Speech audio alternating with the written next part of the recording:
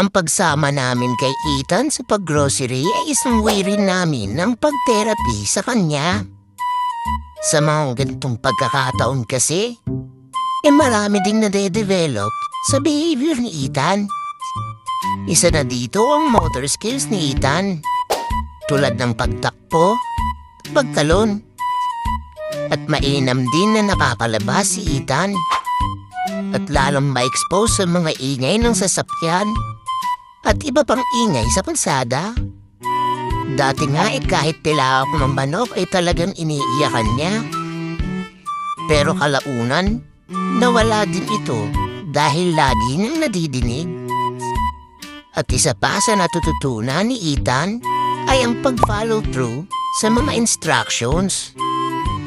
Dito kasi, kaya siya ang inuutusan namin na kumuha ng mga items na kailangan namin.